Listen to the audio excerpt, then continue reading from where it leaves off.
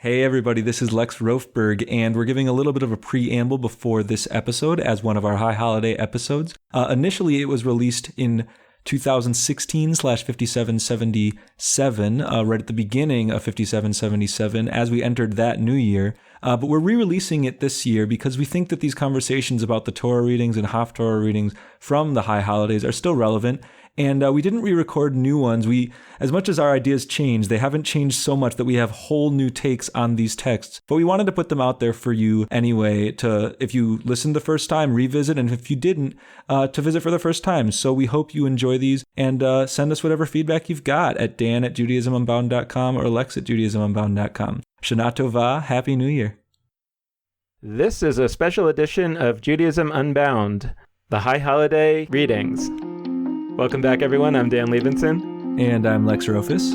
And we're here with a special edition of Judaism Unbound today that actually is putting together a number of shorter pieces that you can find on our website, www.judaismunbound.com, in our special section on the High Holidays. We're going to be talking about each of the traditional readings for the High Holidays and looking at them with a Judaism Unbound perspective to try to find a way to see whether these traditional readings can still be relevant to us today as we potentially look at these holidays in a new way.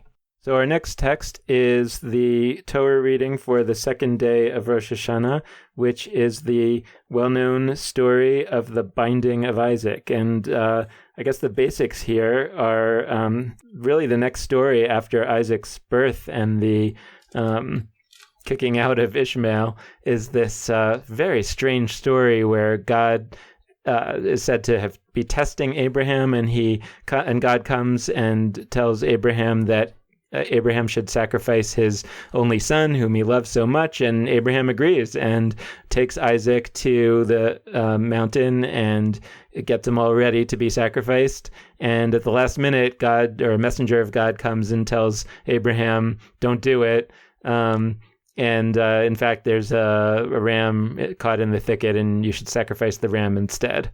So here's a couple of takes on it just to get us started. And this is not to say that any of the other takes and traditional ideas that have been talked about for so many years are not continuing to be relevant. But I'm just trying to think, like, can we make this even more relevant and interesting in a new way that maybe hasn't been talked about that much for ourselves, thinking forward into what Judaism could become. And so the first point that I want to make is really just very, very much tied to the point that we discussed in terms of the reading for the first day of Rosh Hashanah, which is to see this as a terrible decision by Abraham, a terrible decision by God, and that in the story, God actually realizes it at the last minute and changes God's mind.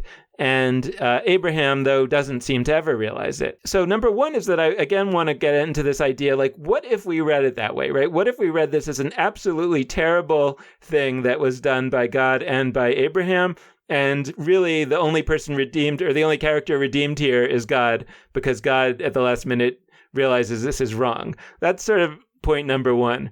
Point number two is really something that is related to that, and maybe a meatier piece to get into. And I remember thinking about this the first time when Barack Obama was elected as president and his children were very young. And I remember thinking, oh, I feel so sorry for those children, because they are going to... right, their childhood has been completely changed. Now, you could, of course, say there are good things about it, too, but I was focused, maybe because of having little children myself, I was focused on sort of the negative part of it, and the part where a lot of their sort of innocent childhood would be different and taken away. And why was that happening to them? Because of their father's job. And that really put me in the mind. I think it was around Rosh Hashanah when the election was coming up, right? 8 years ago. And I was thinking about what would happen if Barack Obama won. And it got me thinking about this idea that could we see this story as a metaphor about work-life balance? That what's really going on here is that Abraham's boss, God, is demanding of him a certain kind of work performance that in this story, because it involves the killing of his son, is literally the worst kind of work-life balance that you could possibly imagine, which is that you will literally kill your family in order to do your job. But metaphorically, it really strikes me that this is the kind of balancing act that we all perform all the time in terms of thinking about work-life balance, and that if we look at it, and it's one of those cases that I feel like if we read the text too literally, and we read this as a text about sacrificing a child, of course we're all horrified by that, and that is a horrible thing to even contemplate, and we could sort of end the discussion right there. But if we're able to just look at it metaphorically and ask ourselves, how often do we sacrifice our children in one way or another? And to what extent are we making our children and our families pay the price for the decisions that we have made about what's important to us outside of the family in terms of career, or even really positive things like wanting to make a difference in the world? And, how many great world leaders have had terrible family lives? And so the question that at least this particular text puts me in the mind of every year in the high holidays since that time is to take some reflection on the question about whether I am achieving a good enough work-life balance. And I think that largely my conclusion is no, that I find myself wanting. And that's the point of these kinds of holidays, is to really focus and to say, okay, so, I'm not actually sacrificing my children on a literal altar, but I don't think I'm doing well enough there. And this kind of always gets me thinking about it in a kind of dramatic way. Well, I guess that's a good opening for me in the spirit of the season to say that any times that I've gotten in the way of since I am the work part of the equation, or part of your work equation, anything that I've done to negatively affect your work-life balance, I sincerely ask your forgiveness for. So hopefully we can together work on that. I agree with you on that metaphor for this story. I had another take as well, which is related to the way that the story concludes. So much of the drama here is about, rightfully, the almost sacrifice of Isaac. By the way, for those interested, there are scholars out there who think the initial story actually had Isaac sacrificed, and then it was a later shift for Isaac to be saved and the ram sacrificed instead. So for those who want to read more, definitely encourage it. But the story doesn't end, or this chapter 22, doesn't end with the ram being sacrificed instead of Isaac. It continues on, and it says, Abraham, it being the angel says, "Hey, Abraham, because you were willing to sacrifice your son, your descendants are going to be as many as the stars in the sky, as the sands on the seashore, etc." And then it starts to list off some of the future generations that will lead into Rebecca and Isaac's story next chapter. And I think that that's really important to note, because it's almost as if the victory of this story isn't merely that Isaac is saved. It's that, our numbers increased. And I think that that's a really dangerous and tricky message to wrestle with. And we've talked about that in some of the early episodes of the show, including ours with Barack Richmond. But both then clearly and now, so much of our Jewishness is encapsulated by questions of continuing and our literal existence, just having future generations exist, which is, of course, something that we're all conscious of and thinking about. But what I found interesting in this story is that there's actually two different accounts. So one, merely the angel comes, ram is given instead of Isaac, and that's the narrative. Then we see that the angel comes a second time, which is often a hint that this might be a different source when we look at source criticism.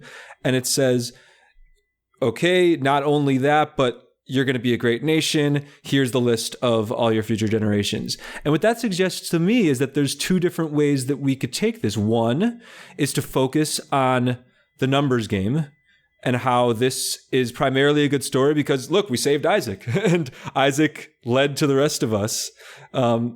Pretty important. The other is that this was just a moment where a life was spared and where, thank goodness, a positive result occurred. I think Dan's totally right that the fact Abraham was willing to do this is not a positive reflection on him. It's a very negative reflection on him. And we can thank the character of God in this story for redeeming it in the sense that we didn't have child sacrifice on our hands. We only have the issue of almost child sacrifice on our hands, which is quite enough to think about this high holiday season, I think. I just wanted to add that I think when we were talking about this earlier, I think that you were saying something that I found really intriguing, which was that the Hebrew for a great nation is goy gadol. Gadol is large. And it can be understood, though, as large or great, both in terms of numbers and also in terms of, I would say, like impact, right? And and clearly in the text of the story, they also seem to be going in the numbers direction. You know, your descendants will be as numerous as the stars in the sky and the sands in the sea, etc. But I really think that maybe it would be of interest to sort of reclaim the idea of a great nation as greatness in terms of impact. And it seems quite clear that Judaism has been a great nation in that regard.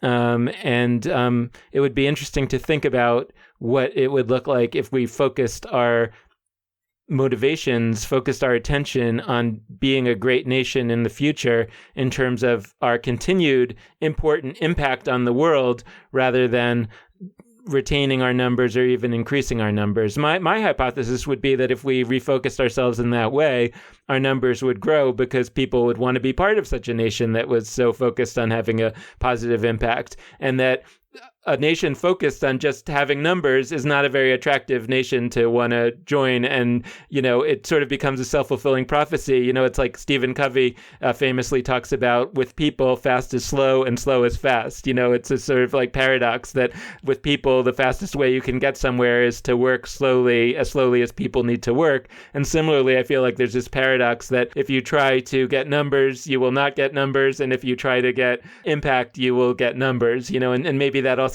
ties to some of those rabbinic aphorisms like, he who chases honor will run away from him, and he who runs away from honor will pursue him.